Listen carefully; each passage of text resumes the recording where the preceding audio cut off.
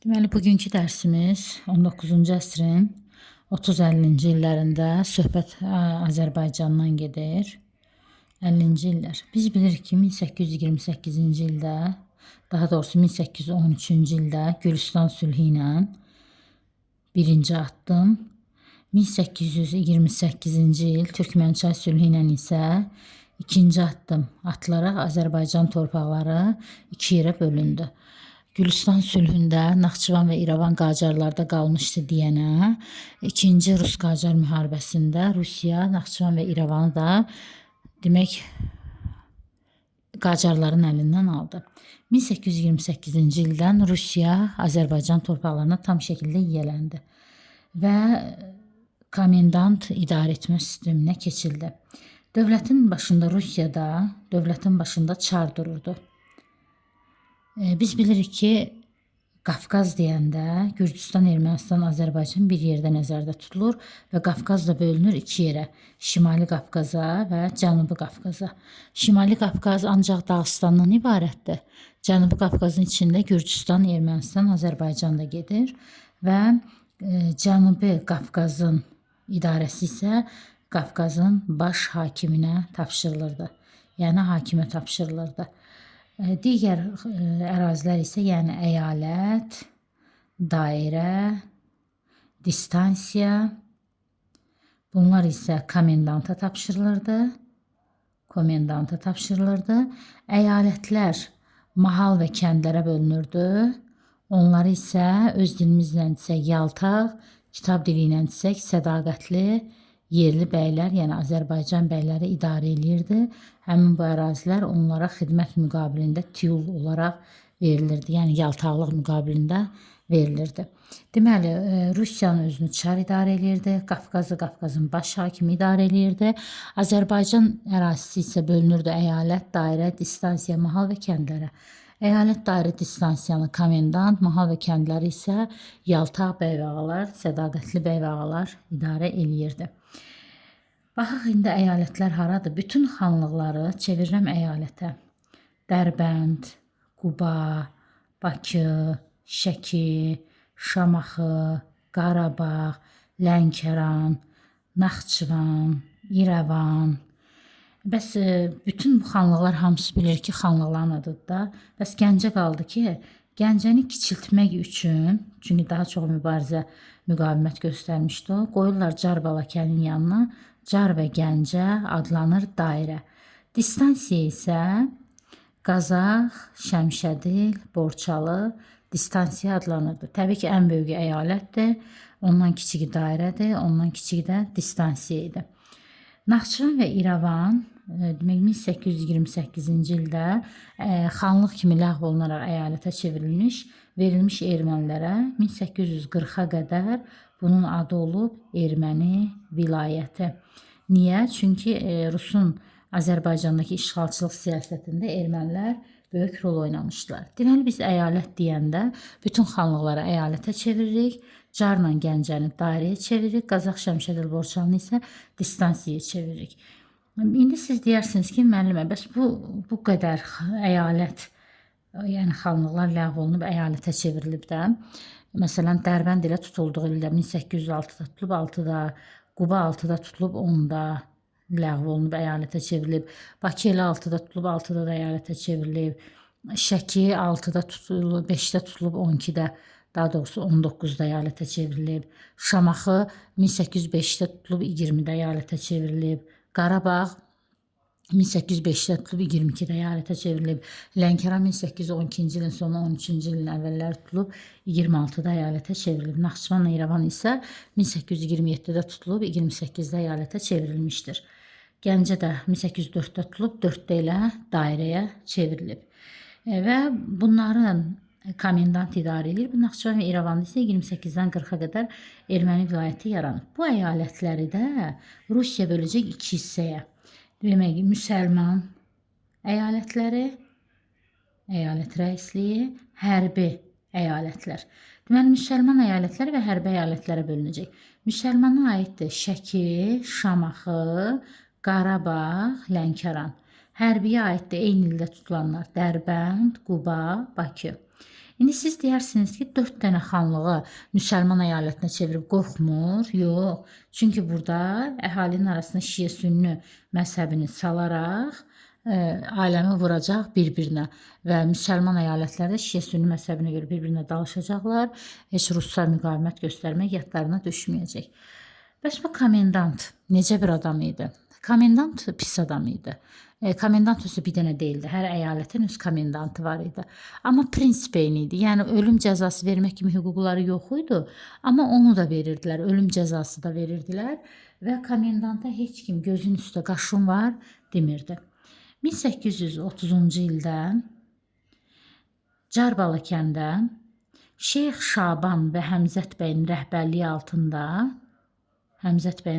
altında üsyan baş verdi. Niyə?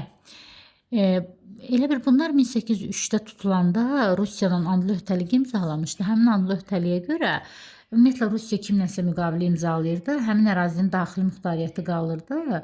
Xarici Rusdan asılı olurdu. Və həmin ərazidə Rus qoşunu yerləşdirildi. Vaxt-vaxtında Rusa xərac verirdi. Bu da cara da aid idi. Andlı öhdəliyə görə vaxt-vaxtında ipəklə xərac ödəyəcək. Hörmət əlaməti olaraq girovlar vermişdi. Ərazisinə Rus qoşunu yerləşdirmişdi. 1803-cü ildə. Lakin bütün xanlıqları tutub hamısını Rusiya ləğv edib, yeganə ərazi Carbala kəndi ki qalıb, heç nə eləyə bilmir orada. 1830-cu ildə aldadacaq car cəmaatını. Deyəcək ki, gəlin müvəqqəti idarə yaradaq. Həmin müvəqqəti idarə olsun 9 nəfərdən ibarət. Onun 3-ü Rus olsun, 6-sı isə carlardan ibarət olsun. Carlar da inandılar, belə bir demək idarə yaratdılar. Amma bu 6 dənə heç nədən başa çıxmayan, bu 3 dənə isə çox bilmiş. Carlar başa düşdü ki, Rusiya onları alladıb, daxili muxtariyyətlərini ləğv edib. Ona görə də 1830-da car üsyanı baş verdi.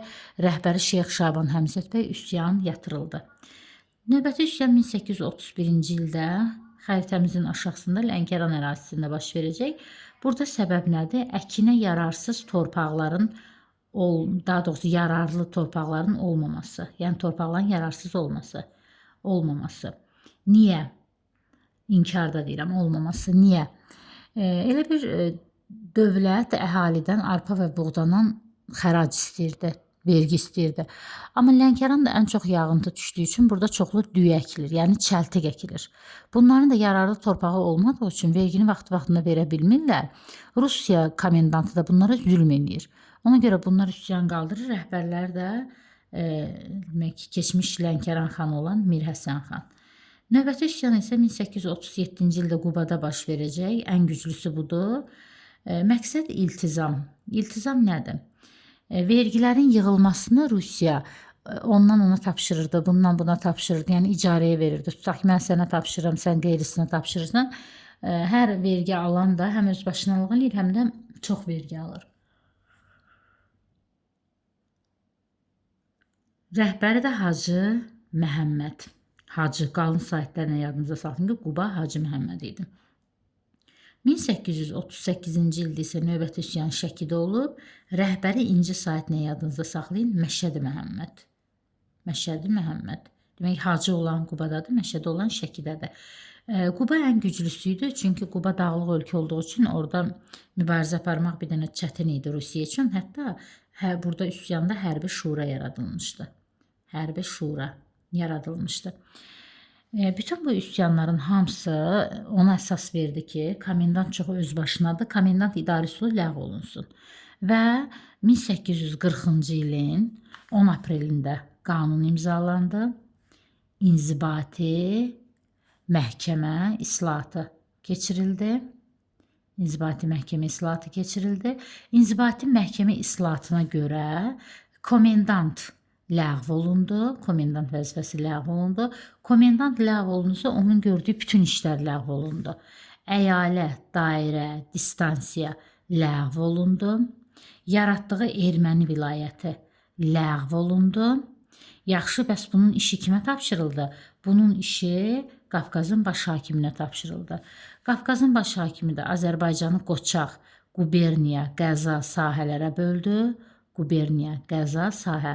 Rusiyanın bölgüsünü Azərbaycana gətirdi ki, bu da aləmi vurdu bir-birinə. Azərbaycanı böldü iki yerə. Şərq tərəfi oldu, demək Xəzər vilayəti, mərkəzi Şamaxı. Qərb tərəfi oldu Gürcüstan İmeretiya, mərkəzi Tiflis şəhəri. Və bu bölgü 1840-da bölünüb, 1846-cı ilə qədər mövcud olub. Azərbaycan bölündü iki hissəyə.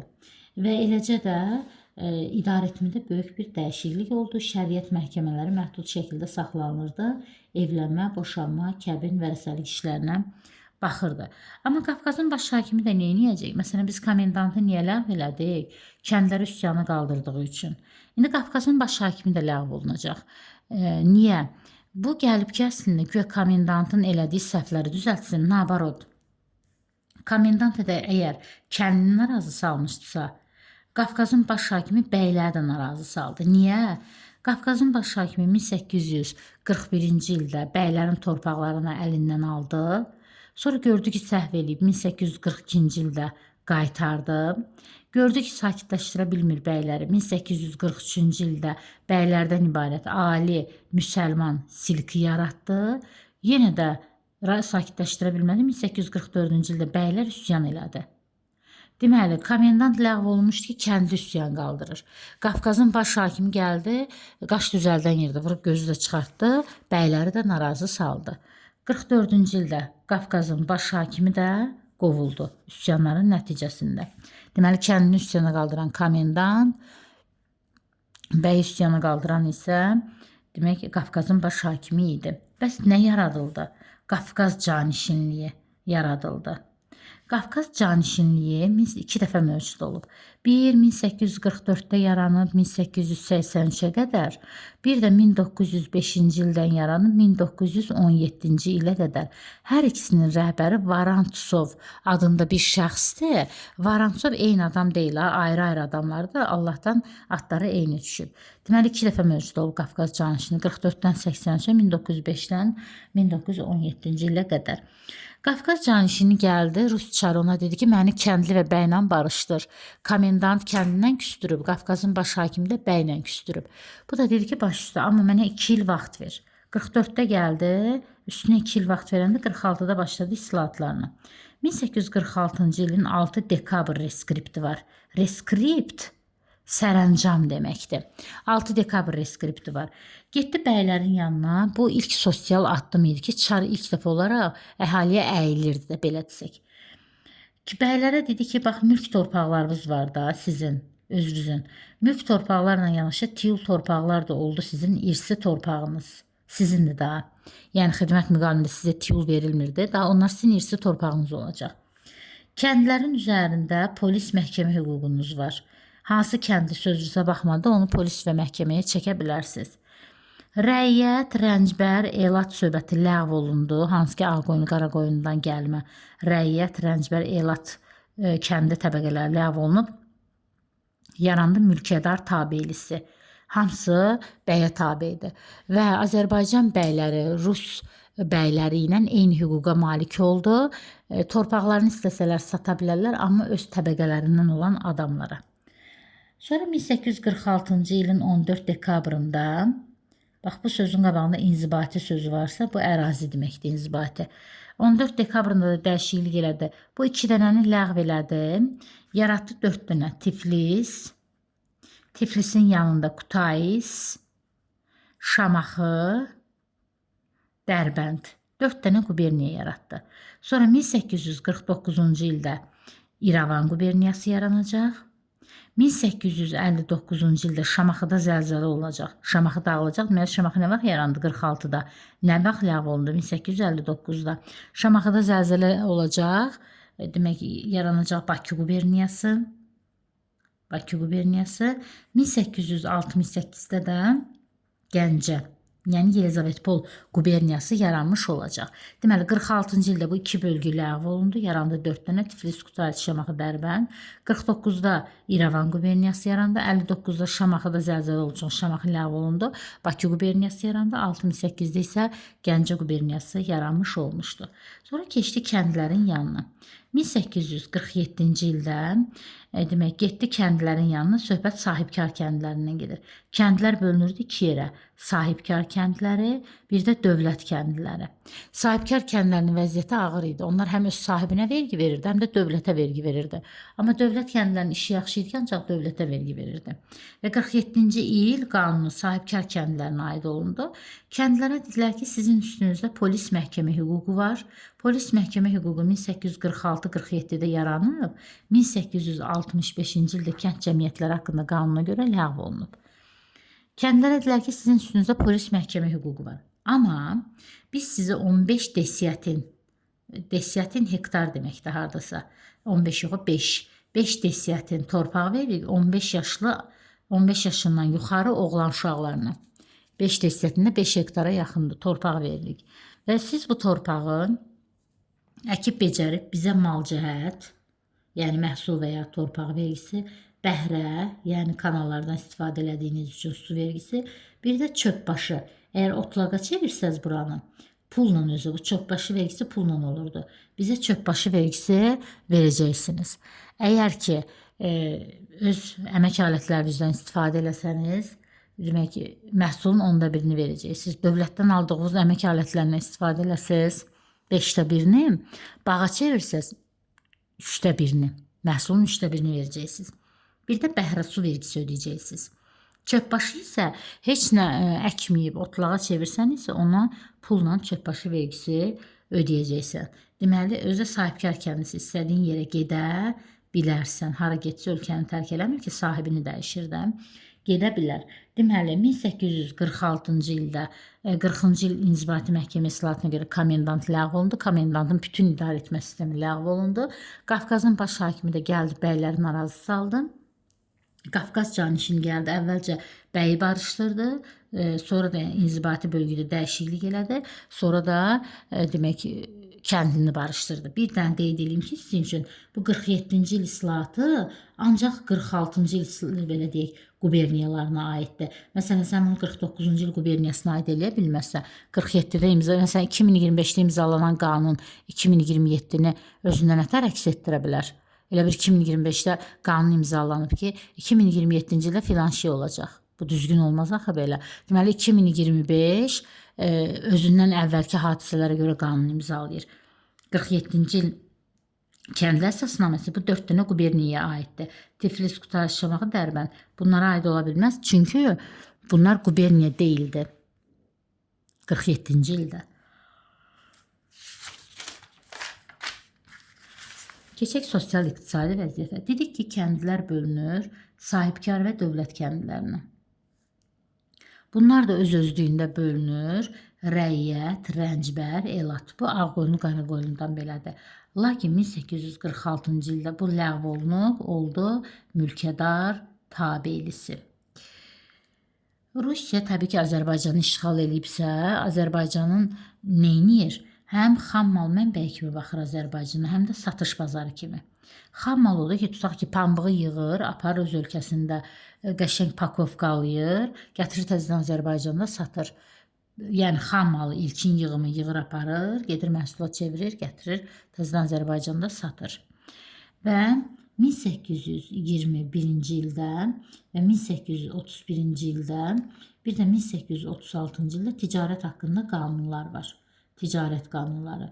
Ticarət qanunlarına görə 21-ci ildə Azərbaycana kim məhsul gətirirdisə, onun 50% gömrük haqqını Rusiyaya verirdi. Məsələn, 10 manata nəyisə satırsa, 5-ini Rusiyaya verirdilər. Amma Rusiya gördü ki, Avropa malları o qədər tələbatı ödəyir ki, ucuz və keyfiyyətli. Rusiya məhsulları satılmır. Ona görə 31-ci ildə ölkəyə gətirilən Avropa mallarının 3-cü ölkəyə aparılması qadağan olundu. Ancaq Rusiya və Azərbaycana gətirilə bilərdi Avropa məhsulları. Ondan sonra Rusiya baha qiymətə aparıb İranda, Mərkəzi Asiya ölkələrində satacaqdı. 1836-cı ildə isə rəhdar sistemi ləğv olundu. Rəhdar daxili gömrük haqqıdır. Tutaq ki, sən bir şəhərdən Azərbaycanın daxilində başqa şəhərə gedirsənsə, bunun üçün vergi ödəyirdin. Bu da ticarətini zəiflədirdi, bezirdi cəmaət. Amma onu ləğv elədilər 36-cı ildə ki, qoy ticarət inkişaf eləsin, özlərinə xeyirdir də. Bunu Təhmasiblə oxşada bilərik. 1565-də Təhmasiblə və yaxud da ki, Səlcuq hökmdarı Məlikşahla bu dövrü səciyyələndirə bilərik. 1839-43-cü illərdə pul islahatı keçirildi. Pul islahatına görə Rusiyanın pulları gətirib Azərbaycanda istifadə olundu. 1852-ci ildə isə pul vergisinə keçildi. Demək, əhali daha vergini məhsulla deyil, pulla ödəyəcəkdir. Azərbaycanda neft də çıxırdı, lakin neftə elə də diqqət yetirmirdilər. Nə üçün? Təkcə neft deyil, bax, Azərbaycanın ipəyi də var idi. Azərbaycanın nefti də var idi. Azərbaycanın duzu da var idi. Balığı da var idi. Geniş istifadə olunur. 19-cu əsrin ikinci yarısında bura mis də əlavə eləyəcəyik. Hələ ki 19-cu əsrin birinci yarısında bunlardır. İpək də var, neft də var, duz da var, balıq da var. Hətta ilk zavod manufaktura 1827-ci ildə Şəkinin Xanabad kəndində ipək sahəsində tikilib, ikincisi isə balıq sahəsində Salyanda tikilmişdi. Yəni zavod manufaktura. Bu da kapitalizmi keçid demək idi. Məsələn, neftdə və duzda, eləcə də balıqda, məsələn, neftlə duzda məcburi əmək var idi. Məcburi əmək. İnsanlar məcbur işlədilirdi. Amma neftlə balıqda iltizam var idi. Bu nə deməkdir? 1872-də iltizam sistemi neftə ləğv olunacaq. 1880-ci ildə balıqda. Bu nə deməkdir? Tutaq ki, Azərbaycandan neft çıxır, mən gedirəm neft quyusunu arendaya götürürəm. Kirayəyə götürürəm. Necə gəldi nefti çıxartıram oradan ki, necə bir pul qazanım da. Sonra qoyuram, gedib başqa yeri kirayəyə götürürəm. Bu neftə ziyan idi. Eləcə də balıq. Otururam Kürün sahilində, necə gəldi balığı tuturam, ölən ölür, qalan qalır. Sonra da çıxıb gedirəm, başqa yerdə oturub balıq tuturam. Bu da balıq sənayesinə ziyan idi. Buna deyirlər iltizam, yəni kirayəyə vermək. Bu, balıq və neft sənayesinə mənfi təsir göstərirdi. 1872-ci ildə neftdə, 1880-ci ildə balıqda iltizam sistemi ləğv olundu. Neftlə duzda isə məcburi əmək var idi. Məcburi əmək oldu ki, bu sahələrdə məşğul olmaq çox çətin idi. İnsanlar gedib burada işləmirdilər. Və Rusiyada məcbur işlətirdi ki, işləməlisiniz, başqa çıxış yolunuz yoxdur. Məcburi əmək var idi. Neftdə məcburi əmək bir də 1864-də ləğv olunacaq. Duzda isə məcburi əmək 1868-ci ildə ləğv olunacaq. Ümumiyyətlə 19-cu əsrin 30-50-ci illəri neft sənayesi zəif inkişaf eləyirdi. Neft zəif idi. 19-cu əsrin birinci yarısında səbəb məcburi əməyin olması, iltizam sisteminin mövcud olması. Amma 19-cu əsrin ikinci yarısında bunlar ləğv olunduğu üçün Azərbaycanın inkişafına böyük təkan verəcək. Gələk köçürmə siyasətinə. Biz Sasani Azərbaycanı tutanda eşitdik ki, farsları köçürüb də bura. Sonra ərəblər Azərbaycana gələndə eşitdik ki, Albaniya süqutundan sonra 705-dən ta 9-cu əsrin ikinci yarısına qədər köçürmə siyasəti eləyiblər. Eləcə də Rusların da köçürmə siyasəti var. Bunlar üçün oxşar cəhəti köçürmə siyasətinin həyata keçirilməsidir. Ruslar görək kimləri köçürüb? Ruslar birinci Almanları köçürüb. Daha doğrusu birinci erməniləri köçürüb Gəncə işğal olunanda. Amma xronologiyamda indi faktiki mənə bir Almanlar lazımdır. Bir lazımdır ermənilər, bir də lazımdır ruslar. Almanlar bura köçürülüb 1817-18-də. Ermənilər bura köçürülüb 1828-də.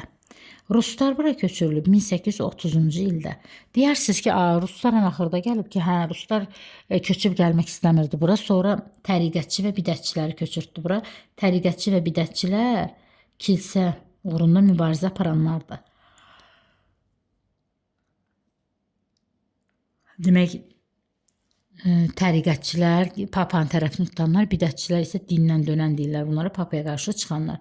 Almanlar halara köçürüldü? 2 dənə koloniyalar var. Yellendorf, bir də Annenfeld.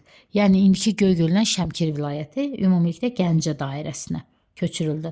Bundan köçürülməsinin bizə ziyanı yoxdur. Bizə çox yaxşı şeylər öyrədiblər. Məsələn, padvallı, mansard evlərin tikməsini, kartof bitkisinin yetişdirilməsini, atı arabalarının hazırlanmasını öyrədiblər bizə. Sonra başbatmışlar gəldi. Ermənilər 28 Ədirnə, 29, daha doğrusu 28 Türkmənçə, 29 Ədirnə sülhü ilə harda?